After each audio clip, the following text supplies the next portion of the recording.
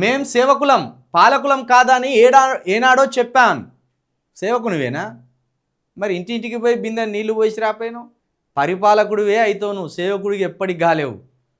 సేవకుని మాటలే మాట్లాడుతున్నావా నువ్వు? అయ్యా అవ్వ బాంచనని మాట్లాడుతున్నావా? తొండలేత్తమి లాగులల్లా జాగ్రత్త అంటాంటివి. ఈ సేవకులు మాట్లాడే మాటలేనా? సేవకులు ఎంత ప్రశాంతంగా మాట్లాడతారు? అయ్యా బాంచని ఇండ్రా జరా అంటాడు. నువ్వేమంటావు? ఒక్కొక్కరిని తోడికలు తిత్తాం, బొందలేసి తొక్కుతాం, ఇంటి మీద కాకి వాన పడ్డా కాల్చి చంపుతాం అని నువ్వు అంటావు.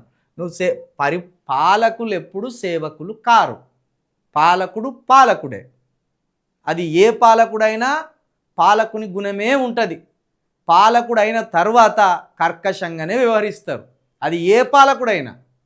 పాలకునికి సేవకుని గుణం రావాలంటే ఎంతో తగ్గి ఉండాలి, ఎంతో ఓపికగా ఉండాలి. అనేక రాళ్ళు ఇసిరేసినా, అనేక విమర్శలు వచ్చినా వాటికి నెమ్మదిగా సమాధానం చెప్పాలి. కానీ నువ్వేంది బార్డర్ మీద ఉన్న సైనికులు లెక్క ఎప్పుడు కాల్పులు జరుపుదామా అన్నట్టు ఉంటుంది నీకు. బార్డర్ మీద సైనికుడు ఇట్లా చీమ చిటుక్కుమనగానే అలర్ట్ అవుతాడు కదా, ఇక నీది అంతకంటే డేంజర్ ఉంటుంది. బాలకృష్ణ సినిమాల్లో ఎప్పుడు డైలాగులు కొట్టుకుంటూ పోతూనే ఉంటావు. నేనే రాజు నేనే మంత్రిని మరోలా అర్థం చేసుకున్నారు. ముఖ్యమంత్రిని నేనే, మున్సిపల్ మంత్రిని నేనే, ఎన్నికల్లో గెలిపోవటములకు బాధ్యత నాదేనని అర్థం. అయ్యో మేమే తప్పుగా అర్థం చేసుకున్నావా? ఇంత మంచోడిని మేమెట్లా తప్పు అర్థం చేసుకునే?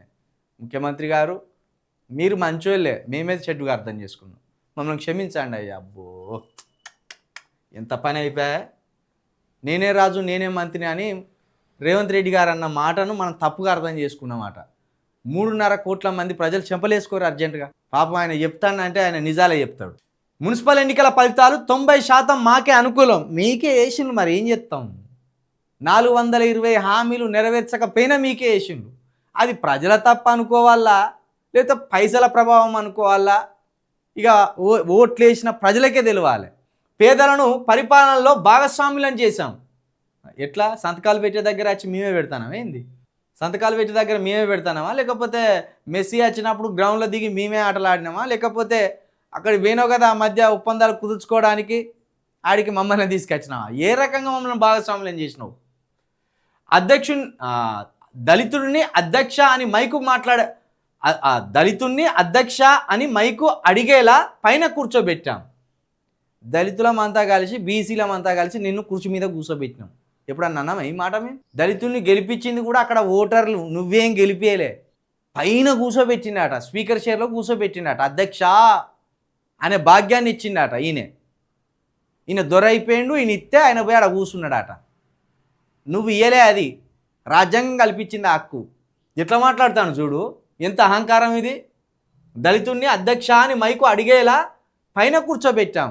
నిన్ను పైన కూర్చోబెట్టడం మా దౌర్భాగ్యం అయిపోయింది. ఎస్సీబీసీ ఎస్టీలకు ఇట్లాంటి మాటలు మాట్లాడేటట్టు అంత ఎందుకు అంత అహంకారం, అంత పొగరు ఎందుకు అంటే దళితుడిని ఎవరు కూర్చోబెట్టారు, దళితునికి అవకాశమే లేదు, ఆడు బానిస కాబట్టి తీసుకొచ్చి కూర్చోబెట్టినా అని చెప్తాను. ఇది ఈ అహంకారం మాటలు కాదా ఇవి? నీ పైన నిన్ను కుర్చీలు ఎక్కడ కూర్చోబెట్టింది ఎవరు? అక్కడ ఢిల్లీలో ఉన్న దళితుడు, పార్టీకి అధ్యక్షుడు ఢిల్లీలో ఉన్న దళితుడు. నువ్వు ఆయన కాళ్ళ దగ్గరనే ఉంటానో కదా, మరి అదెందుకు చెప్పుకుంటలేవు? నన్ను కూడా ముఖ్యమంత్రి సీట్లో కూర్చోబెట్టింది దళితుడే అని ఎందుకు చెప్పుకోలేకపోతాను? ఇక్కడనేమో దళితుని కుర్చీ మీద కూర్చోబెట్టినట, మరి అక్కడ దళితుని కాళ్ళ కింద నువ్వు పని చేస్తలేవా? రాజకీయాన్ని రాజకీయం లాగా చూడు. దళితులేం నీ ఇంటికాడ మొత్తం పాలేర్లు కాదు, లేకపోతే నీ ఇంట్లో పని మనుషులు కాదు, నీ బాత్రూంలు అడిగేటోళ్ళు కాదు.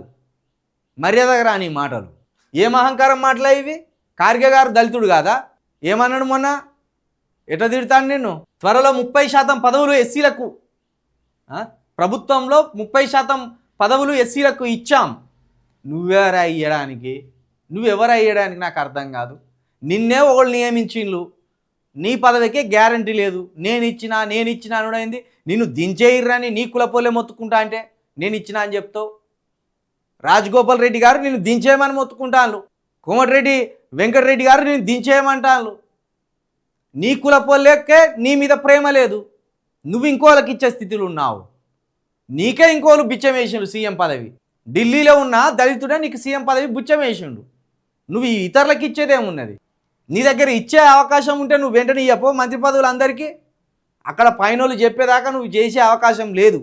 నల్లమాలలో 20 ఎకరాల్లో సేవాలాల్ పుణ్యక్షేత్రం వచ్చే ఏడాది జయంతి వేడుకలకు అక్కడే నిర్వహిస్తాం. ప్రతి తండాకు బీటీ రోడ్లు, సోలార్ పంపు సెట్లు మంజూరు. సంతు సేవాలాల్ జయంతి వేడుకల్లో సీఎం రేవంత్ రెడ్డి. ఇక్కడికి పోయి ఇష్టానుసారంగా మాట్లాడొచ్చు. నావు సంతు సేవాలాల్ జయంతి వేడుకలకు పోయి ఇష్టానుసారంగా మాట్లాడొచ్చిండు. నువ్వు నోరు దగ్గర పెట్టుకోండి ముఖ్యమంత్రి గారు. దళితుల మీద కానీ, గిరిజనుల మీద కానీ, బీసీల మీద కానీ మాట్లాడే ముందు మేము ఇచ్చాం, మేము చేసాం అనకుండా పార్టీ ఇచ్చిందని చెప్పు. నువ్వు ఇచ్చినావని చెప్తే అది నీ అహంకారం కిందికి వస్తుంది. వచ్చేసరికి 28కి ఏం జరుగుతుందో చూస్తావు. నువ్వే ఆగు జరా.